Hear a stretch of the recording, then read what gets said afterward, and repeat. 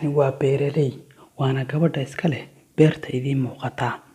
Waxay si maalinle ah mar kastaba u damacsan tahay inay dalaggeeda u ilaaliso si ay u iibsato marka uu soo baxo. Gabadhani waxay dadku ay u yaqaanaan gabadha khudradda ka iibisa. Waa khudradley, beerta waxa ka soo baxa ama dalagga ka soo go'a ayay wareejisaa. Tani waa macaamiisha gabadha. Maalin kasta waxay ka iibsataa adeeg cusub oo si ay ku darsato cuntada. Waa tan iyadoo adeegii wada. See tahay saaka, subax wanaagsan. Waan fiicanahay, iska waran.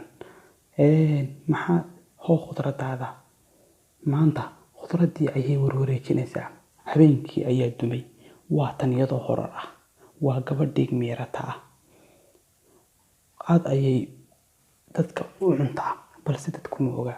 Gabadhan dad qaladada hadda wadeen waxa ay hadda rabtaa qorshihii ay ku soo xirigelin lahayd qof ay cunto.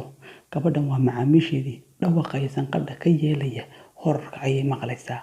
Dab ayay u shidan oo waxay cunto u diyaarinaysaa odaygeedii.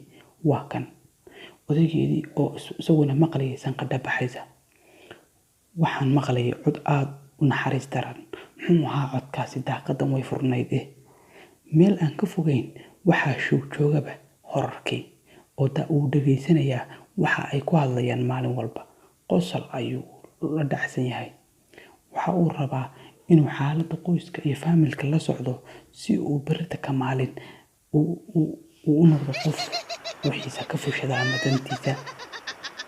Daawada gabadhani ninkii wuu baqay hadda.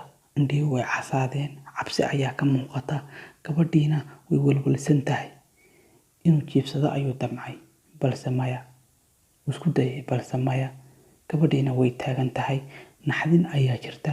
Daaqadda waxaa taagan bahalkii horarka ahaa oo damacsan inuu cuno, isla markaana damacsan inuu ogaado qorshaha qoyskan. Gabadhani iyagu ma oga inay tahay gabadhii beeraleyda ahayd. Anigu uma malaynayo waxan inuu baahdi yahay, maya.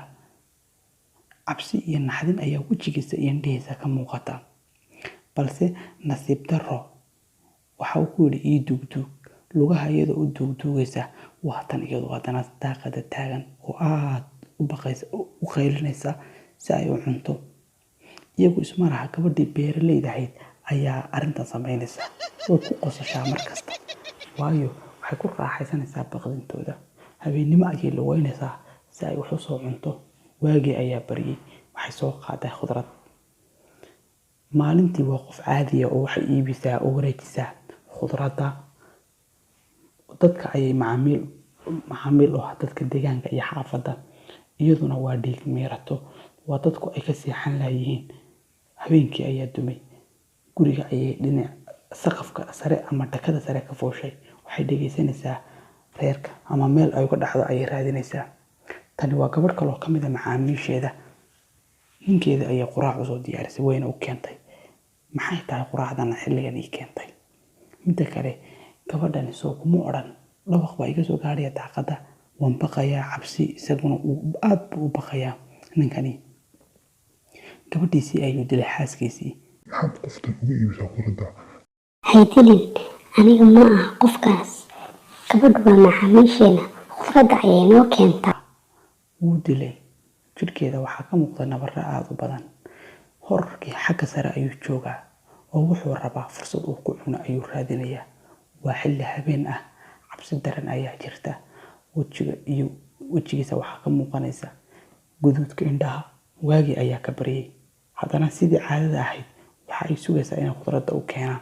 Gabadhii oo xalay la dilay oo odaygeedii ku maagay maxay ula saaxiibtay horarkan? Ilmo ayaa wejigeeda ka qubanaysa gabadhii. Daawada gabdhihii waa ay soo raaceen xaafaddu. Waa ay yaaban yihiin. Habeenkiina waa u cabsi, subaxiina waa u farxad. Waxaa la yidhi maxaa inagu soo kordhay? Isma oga iyagu.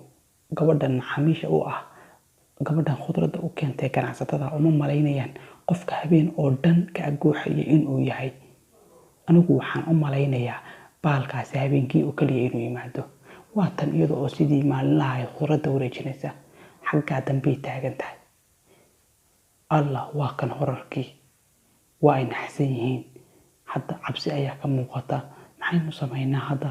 soo ma aragtaan horarkii waa kan awla waxaynu arki jirnay habeenkii oo keliya, haddase subaxdii waa kan. maxaynu samaynaa? nafteena inaynu badbaadino soo maaha. horarkii halkan ayuu isagu joogaa, si uu cuno ayuu raadinayaa. gabdhihii waa ay tashteen, maxaynu ka yeelaa arrintan? waxa ila habboon inaynu yaacno. maya, yaaci kari mayno. gabadhani waa bahalka horarka ee beertan iska leh, balse horarkani beertiisu waa u xisaabsan tahay oo waa u tirsan tahay.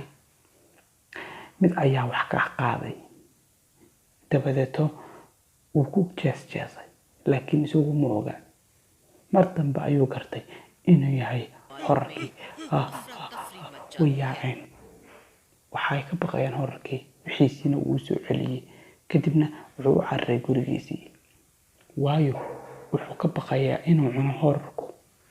gabadhan horarka ahi xoolaheeda iyo beerteeda cidna kama taabato, laakiin waxa ay rabtaa cid ay cunto.